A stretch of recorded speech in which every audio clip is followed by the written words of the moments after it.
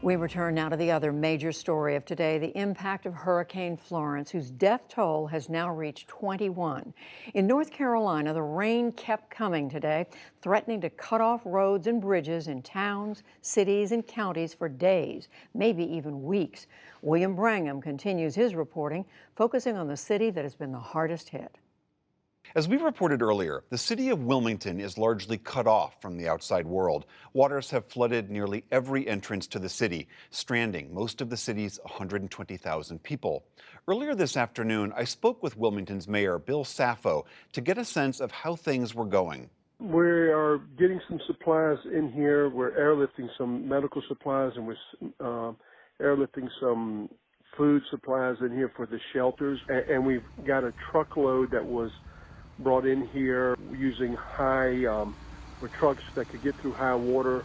We've got 20 trucks in here and brought in some food and some water and some fuel into the area, which is desperately needed at this time. The roads coming into the city, into the county, are still impassable. We expect the river to crest tomorrow at about midday.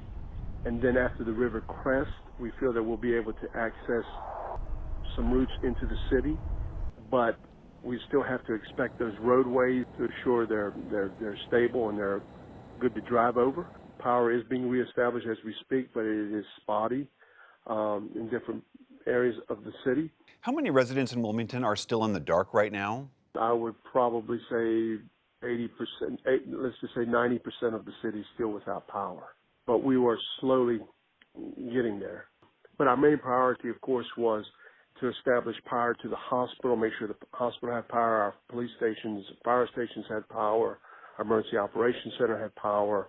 So those were our first priorities. And then from there is getting power to some of the grocery stores, making certain some of our commercial corridors have some power so we can get some grocery stores reopened. Obviously, we got people that haven't been able to go to the grocery store for over a week.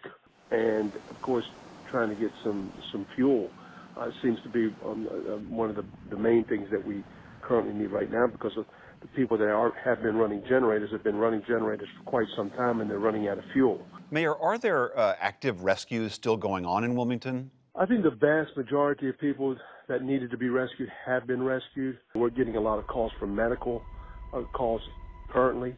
But we will still get the occasional rescue call to come out here and get me from my house. I think what you're going to see in the coming days is a significant amount of flooding in the surrounding areas. We know that each of our rivers that are coming into the Cape Fear, all of those rivers are going to experience record flood stages. I know there's a curfew currently in Wilmington right now. What is your message to residents? What have you been telling them about hanging on?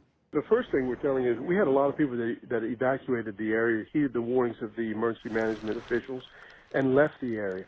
Obviously, we have a lot of those folks that want to come back to their homes, get back to the city, check on their property, and we're telling them don't come until you've heard from us whether the roads are passable. There's no need to even try, because you're going to be turned away by the highway patrol. That's number one. Number two, we're telling our citizens, for the most part, stay on your property, stay at your home if possible. I know a lot of people are getting a little stir crazy at this point in time because they haven't been out and about for days. Just please stay put until we can get these roadways cleared of debris and it's safe for you to go out and walk around, because we've got a lot of power lines that are entangled with a lot of the debris in our neighborhoods. And what has happened is we're coming across some wires that are hot, and we don't want anybody to get hurt or electrocuted. What we have found historically is that we lose a lot of life during hurricanes after the event passes. And so I caution folks that when you're getting out in the community or getting out in your neighborhood, be very cautious of down power lines, be very cautious of down trees, because there may be a power line that is entangled within it that you may not be able to see. So we want to lift the curfew as soon as possible, but we also don't want to do it and jeopardize somebody's safety. So we've got it in place again this evening.